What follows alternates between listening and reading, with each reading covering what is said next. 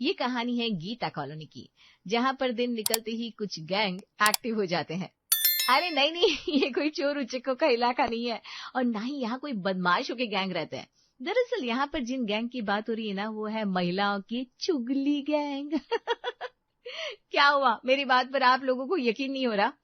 अरे मेरी बातों को इतना हल्के में मत लीजिए। गीता कॉलोनी में महिलाओं का कोई एक गैंग नहीं है, बल्कि यहाँ हर उम्र और लोकेलिटी के हिसाब से अलग अलग गुट बने हुए हैं और ये गुट आपस में ही रंजिश भी बनाए रखते हैं। इतना ही नहीं, इन सभी गुटों के लिए एक्टिव होने के अपने अपने अलग अलग टाइम टेबल भी हैं। कोई गुट सुबह 6 बजे ही सड़कों पर निकल जाता है, कोई दोपहर के खाने के बाद मोहल्ले में निगरानी रखने का काम करता है और कुछ तो ऐसे हैं जो रात में 10-11 बजे तक एक्टिव रहते हैं। यकीन नहीं हो रहा? तो चलिए आपको आज की कहानी सुना देते हैं। सुबह के 7 बजे का समय था। गीता कॉलोनी के मकान नंबर 15 में रहने वाली रश्मि जल्दी जल्दी अपने बेटे का स्कूल बैग तैयार कर रही थी कि तभी उसे अपने दरवाजे पर दस्तक सुनाई देती है। दरवाजे पर आहट सुनकर रश्मि का बेटा चिंटू जाकर दरवाजा खोलता है। मम्मी, पुष्पा आंटी थी, बोल रही थी सब लोग निकल रहे हैं। अरे हाँ भाई हाँ, आ रही हूँ। हो गया ये चिंटू भी तैयार। इतना कहकर रश्मि ने पानी की बोतल और टिफिन चिंटू के बैग में ठूसा और उसका हाथ पकड़कर घसीटते हुए उसे दरवाजे से बाहर ले जाने लगी। अरे मम्मी, अभी तो बस आने में पूरे 12 मिनट बाकी है, मेरा नाश्ता भी पूरा खत्म नहीं हुआ, अभी रुको ना। अरे चुप कर नालायक, देख नहीं रहा सब लोग स्टॉप पर जाने के लिए निकल गए? तू समय से ना कभी नाश्ता ही नहीं कर सकता। मम्मा समझ से तो कर रहा हूँ, बस स्टॉप पर जाने में 2 मिनट लगते हैं और अभी बस के आने में 10-12 मिनट बाकी है, फिर भी आप मुझे घसीट कर अभी से स्टॉप पर लेकर जा रही हो। तू चलता है कि नहीं? मम्मी की धमकी सुनकर चिंटू ने सैंडविच वापस प्लेट में रखा और मम्मी के साथ स्टॉप के लिए निकल पड़ा। स्टॉप पर पहुंचकर, मम्मी पूरे 20 मिनट हो गए यहाँ पर खड़े खड़े, अभी तक बस नहीं आई और आपने मुझे ढंग से नाश्ता भी नहीं करने दिया। सब पता है मुझे आपको यहाँ स्टॉप पर आने की इतनी जल्दी क्यों रहती है। तुझे ना कुछ ज्यादा ही पता है। मुझे सपने आ रहे थे क्या कि आज तेरी बस लेट हो जाएगी? कल से थोड़ा जल्दी उठाकर तेरा रोज रोज का नाटक ही है।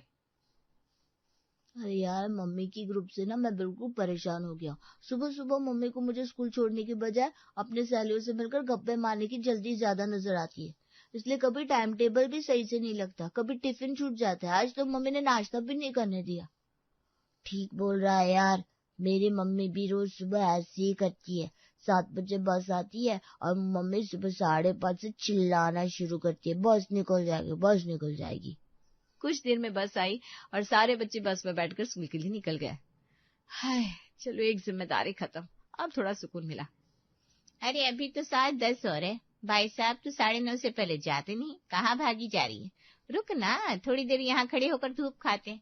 और मैंने तुझे बताया था ना वो गुप्ता की बहू के बारे में, तू तो यकीन ही नहीं कर रही थी। रुक जा, आज अपनी आंख से देख लेना। अच्छा चल ठीक है, थोड़ी देर रुक जाती हूँ। रश्मि अपनी मंडली के साथ गली में खड़े होकर गप्पे मार रही थी। तभी सामने से गुप्ता की बहू निकल कर आती है। बिल्कुल ठीक कह रही थी तुम। अरे भाई देखो तो इसके तो रंग ढंग बदल गए। 6 महीने पहले जब शादी करके आई थी तो सर से पल्लू नीचे नहीं सरकता था और आजकल ये टाइट जींस पहनकर बिना दुपट्टे के हिल चटकाते हुए ऑफिस आती है। मुझे ना इसके लक्षण कुछ ठीक नजर नहीं आ रहे। अरे हम भी तो यही कह रहे हैं, इसके रंग ढंग कुछ ठीक नहीं है, सारे मोहल्ले को दिखाई दे रहा है, बस इसकी सास को नजर नहीं आता। बाकी मोहल्ले की बहू बेटियों की हर बात की खबर रहती है इसकी सास के पास, बस अपनी बहू की तरफ से आंखें मूंदे बैठी है। बात तो तुम लोगों की सही है, लेकिन एक बात बता देती हूँ, इश्क और मुश्क छुपाए नहीं छुपते। अगर कुछ भी बात होगी ना तो आज नहीं तो कल सबके सामने आ ही जाएगी। तुम लोग बस अपने आंख नाक कान खुले रखना। अभी मैं चलती हूँ, चिंटू के पापा को भी ऑफिस भेजना है। अरे हम कौन सा खाली है, हम लोग भी चल रहे हैं, बाद में मिलेंगे। और इस तरह मोहल्ले की ताजा खबरें यहाँ से वहां करने के बाद पहली शिफ्ट की गुटबंदी पूरी हो गई थी। अरे कहाँ रह जाती हो तुम? 5 मिनट का भी काम नहीं है बच्चे को बस स्टॉप पर छोड़कर आना, इसमें रोज 25 मिनट लग जाते हैं तुम्हें। जानती हो माँ को सुबह सुबह उठते ही चाय पीने की आदत है, फिर क्या मजा आता है तुम्हें रोज रोज उन्हें परेशान करने में। हाँ तो उठकर बना लिया कीजिए आपकी मम्मी के लिए चाय, अगर उन्हें सपोर्ट करना है, उन्हें चाय पीने की आदत है तो। सुबह सुबह चिल्लाकर मेरा मूड खराब करने की जरूरत नहीं है। तुम्हारे साथ बात करना मतलब बहस को इनवाइट करना। मुझे तो ऐसा लगता है आजकल तुम मोहल्ले में खड़े होकर लड़ने की ही ट्रेनिंग ले रही हो। जरा सी बात कह दो तो ततैया की तरह काटने को दौड़ती हो। जाओ अपना काम करो, ना मुझे तुम्हारा नाश्ता चाहिए ना ही टिफिन। ये कोई पहली बार तो था नहीं, अक्सर ही सुबह के समय घर का यही माहौल रहता था, लेकिन सरोज सुधरने को तैयार ही नहीं थी।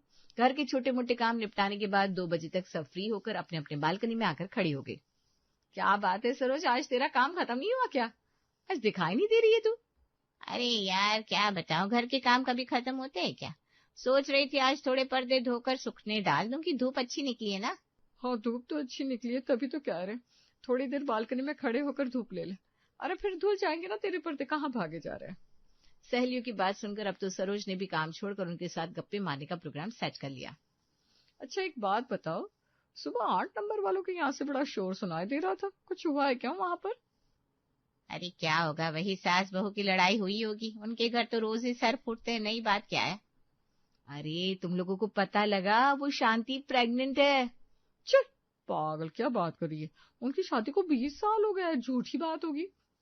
अरे नहीं भाई, मेरी सहेली सिटी नर्सिंग होम में नर्स है, उसने बताया, खबर पक्की है। हाय राम, देखो तो क्या बेशर्मी है। उसका बेटा 18 साल का है, क्या असर पड़ेगा बच्चों पर? यार जो तुम पूरा पूरा दिन छज्जे पर लटक के चुगलियां करती हो ना, असर तो इसका भी बच्चों पर बहुत बुरा ही पड़ रहा है। लेकिन तुम्हें कोई फर्क है इस बात का? माँ जी क्या बोल रहे हैं आप? अरे हम किसी से कुछ कहने उनके घर जा रहे हैं क्या? आपस में बात भी नहीं कर सकते क्या? और ऐसा क्या कर दिया मैंने जो बच्चों पर गलत असर पड़ने लगा? पूरे घर का काम निपटाने के बाद थोड़ी देर अपनी सहेलियों से बातें कर लेती हूँ, इसमें भी आपको तकलीफ है? माँ जी कोई बोले सो बोले, कम से कम छलनी तो ना बोले जिसमें आप ही 75 छेद है। क्या कहा? मुझे छलनी कहा तूने? कौन सा छेद है मुझ में? अरे कब देखा तूने मुझे ऐसे छज्जे पर लटक कर चुगलियां करते हुए? रहने दीजिए माँ जी, मेरा मुंह मत खुलवाइए। मैं क्या जानती नहीं हूँ ये शाम को मंदिर में कीर्तन के बहाने मंडली बनाकर क्या करते हैं आप लोग? बस फर्क इतना है कि हम लोग खुलेआम कर रहे हैं और आप लोग पूजा पाठ के नाम पर करती हो। अरे भगवान को तो बख्श दो ना। अगर आप लोगों को पूजा पाठ करने के बजाय वहां पर चुगली करनी है तो उसे कीर्तन का नाम क्यों देते हो भाई? देख बहू तो अपने हाथ से बाहर जा रही है, और खबरदार जो तूने मेरी सहेली शांति के बारे में कुछ भी अनाप शनाप बका दो। अरे हो जाता है कई बार, पता नहीं चलता। अगर वो है भी प्रेग्नेंट तो किसी को भी ज्यादा बोलने का कोई अधिकार नहीं है। उसका और उसके पति का निर्णय है, हम लोग कौन है बीच में हाय हाय करने वाले? तू उसके बच्चे को पालने जाएगी क्या जो यहाँ बैठकर पंचायत कर रही है? देखिए आंटी जी, हम सहेलियां आपस में बात कर रहे थे, हमने बीच सड़क में रोक के बेइज्जती तो नहीं की शांति आंटी की। और दूसरी बात ये कि आप तो ऐसे बात कर रही है जैसे आप लोग कभी किसी की बुराई नहीं करते। अरे वो सक्सेना जी की बेटी डिम्पल का चक्कर है, ये खबर आप लोगों की कीर्तन मंडली से ही तो उड़नी शुरू हुई थी। आप लोगों के हल्ले के कारण जल्दबाजी में उसकी शादी करनी पड़ी। आज अपनी जिंदगी कितनी परेशानी में बिता रही है वो। आप जैसे बड़े बुजुर्गों की मंडली से तो हम लोग ज्यादा ही समझदार हैं। बात कहाँ से शुरू हुई थी और कहाँ पहुंच गई इसका किसी को अंदाजा नहीं था। बस दोनों गुट एक दूसरे पर लांछन लगाने में लगे हुए थे। ये गुटबंदी और गुटों की आपस की लड़ाई कोई आज की बात नहीं थी। अक्सर ही मोहल्ले के गुट एक दूसरे से भिड़ जाया करते थे। शायद मोहल्ले में सब कुछ ऐसे ही चलता रहता अगर एक दिन कॉलोनी में श्रद्धा रहने के लिए ना आती। मैडम ऐसा मकान दिखाऊंगा आपको, एक नजर में पसंद आ जाएगा, बिल्कुल 1 नंबर सोसाइटी है। वो तो ठीक है, लेकिन ऐसे सड़क पर खड़ी होकर ये औरतें आने जाने वाले को घूर कर क्यों देख रही है? इसी मोहल्ले में रहते हैं क्या ये लोग भी? अरे मैडम ये घूर नहीं रही है, बस हम नए लोग हैं ना इसलिए पहचानने की कोशिश कर रही है। अब ये समझ लो मिलनसार लोग रहते हैं यहाँ। आजकल तो सोसाइटी में कोई किसी से मतलब रखने को तैयार नहीं है, लेकिन यहाँ देखिए मोहल्ले में कैसे औरतें प्रेम से एक दूसरे के साथ खड़े होकर बातें कर रही हैं। अरे दुनिया चाहे जितनी बढ़ जाए लेकिन इंसान को जीने के लिए इंसान की तो जरूरत पड़ती है। यहाँ अगर आपको बिल्कुल भी ऐसा नहीं लगेगा कि आप कोई नई जगह आ गई है, जल्दी ही सबके साथ आपका मेल जोल हो जाएगा और मन भी लग जाएगा। अच्छा ठीक है, ये मकान फाइनल कर दीजिए फिर। अगले दिन सुबह 7 बजे श्रद्धा अपने बेटे को स्कूल छोड़ने के लिए निकली तो देखा मोहल्ले की बाकी औरतें भी स्टॉप पर आई हैं। अरे लगता है आप मोहल्ले में नई नई आई है। जी हमने अभी शिफ्ट किया है। आप लोग आइए ना कभी चाय के लिए, इसी बहाने दोस्ती भी हो जाएगी और मैं आपको अपने हाथ का बना नाश्ता भी करा दूंगी। अरे हम लोग तो यहीं गली में खड़े होकर अपना कोटा पूरा कर लेते हैं, किसी के घर जाने की क्या जरूरत है? पुष्पा की बात सुनकर बाकी की औरतें भी हंसने लगती है। अच्छा ये तो बहुत अच्छा मेल जोल है, होना ही चाहिए। अच्छा सुन पुष्पा, तेरी सास ने बाद में कोई तमाशा तो नहीं किया था? कल तो बिल्कुल आमने सामने वाली बात हो गई। चाहे जो का हो, मजा बहुत आया उन्हें खरी खोटी सुनाने में। पुष्पा कल मुझे आपकी सास और उनकी सहेली शांति मिली थी, बहुत अच्छा लगा उनसे बातें करके। शांति आंटी ने तो आज मुझे स्वेटर की बुनाई बताने का वादा भी किया है। पता है वो अंगूर की गुच्छे वाली बुनाई इंटरनेट पर भी नहीं मिल रही थी, लेकिन उन्हें आती है। क्या अब तुम इसकी सास वाले ग्रुप में शामिल होने वाली हो क्या? अरे वो तो बूढ़ों का ग्रुप है, वहां जाओगी तो बोर हो जाओगी। अपने साथ रोज तुम्हें सत्संग में ले जाएंगे। तुम्हारी उम्र कोई सत्संग करने की थोड़ी ना है। अरे सत्संग करे ना तो भी गनीमत है, लेकिन वो लोग तो वहां चुगली पुराण चलाती हैं। सत्संग तो हर उम्र में करना चाहिए। और रही बात उन लोगों की, तो एक बात कहूँ, उम्र तो आप लोगों की भी चुगलियों की नहीं है, लेकिन आप लोग भी पिछले काफी टाइम से वही तो कर रही हैं। अभी 2 दिन हुए नहीं तुम्हें आए, और तुम हमें समझाने लगी क्या सही है और क्या गलत। छोड़िए ना, मेरी बात आप लोगों को बुरी ही लगेगी। माफी चाहती हूँ, अभी मैं चलती हूँ। अरे भाई बच के रहना इससे।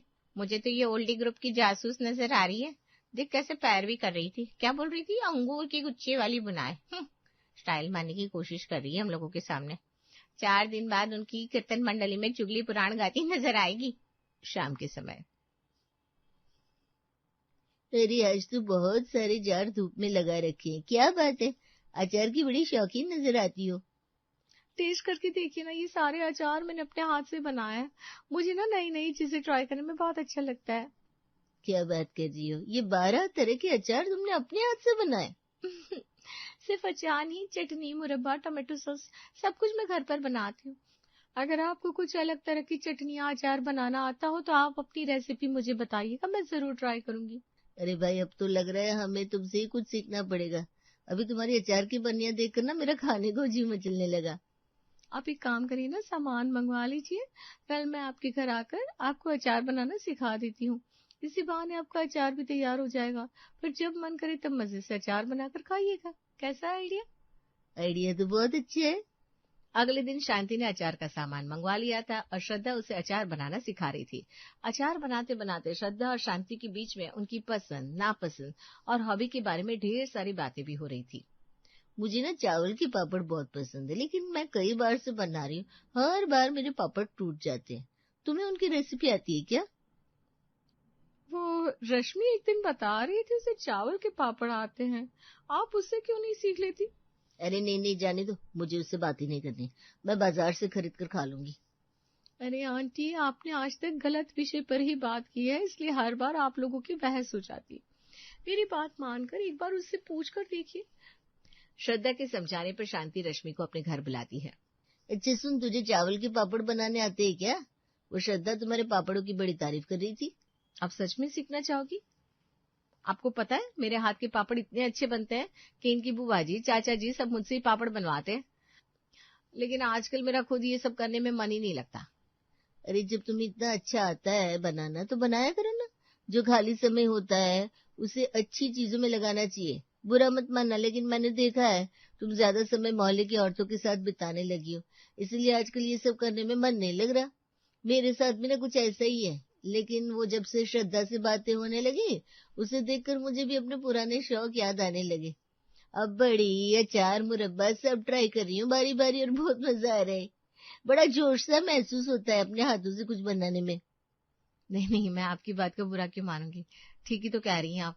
आजकल माहौल कुछ ऐसा हो गया है कि एक तो पहले किसी काम में मन नहीं लगता, और दूसरा जब ग्रुप से सबके फोन आने लगते हैं तो लगता है काम छोड़कर सबसे पहले बात कर लेती हूँ। काम बाद में होते रहेंगे, और इसी चक्कर में अक्सर घर के काम भी समय से नहीं हो पाते। कितनी बार तो घर में कलेश भी हो जाता है। ये सिर्फ तुम्हारी प्रॉब्लम नहीं है, ये सभी के साथ हो रहा है। दूसरा ग्रुप हमसे आगे ना निकल जाए, इसी दौर में हम सब कुछ इग्नोर करके सारा दिन बस यहाँ वहाँ की चुगलियां करते रहते। आपसे बात करके ना बहुत अच्छा लगा शांति आंटी। पुष्पा की सासू माँ ठीक ही कहती थी, जैसी बातें आपके बारे में लोग करते हैं ना, आप वैसे हो नहीं। अच्छा, कैसी बातें करते लोग मेरे बारे में? अरे ये सब पीछे छोड़ दीजिए ना, अब हमें उस समय में वापस नहीं जाना है। आप अपने ग्रुप की औरतों को समझाने की कोशिश करिए, मैं भी अपनी सहेलियों में बदलाव लाने की कोशिश करूंगी। आप ठीक कह रही हैं, हम सबको श्रद्धा से सीखना चाहिए कि अपने समय को सही तरीके से कैसे इस्तेमाल किया जाए। उसने किसी एक गुट में जाकर गुटबंदी नहीं की, ना ही कभी किसी की चुगली में इंटरेस्ट दिखाया, फिर भी धीरे धीरे अपने गुणों से सबके दिलों में उसने जगह बना ली। पहले तो हम सब उसे देखकर चलते थे, लेकिन अब लगता है कि काश हम भी उसकी तरह बन सकते। आज से मेरे शाम को मंडली में जाना बंद। किसी को तो पहल करनी होगी, किसी को बुरा लगता है तो लगे। हाँ, मेरा भी सुबह बच्चों को स्कूल छोड़ना बंद। आज से चिंटू के पापा ही उसे छोड़ने जाएंगे। सुबह सुबह की उस पंचायत के चक्कर में रोज घर के कामों के लिए लेट हो जाता है और फिर सुबह सुबह ही हम पति पत्नी के बीच में झड़प हो जाती है और पूरा दिन मूड ऑफ, जिसके कारण मैं और भी ज्यादा समय इधर उधर की बातों में बिताती हूँ ताकि सुबह का झगड़ा मन में ना आए।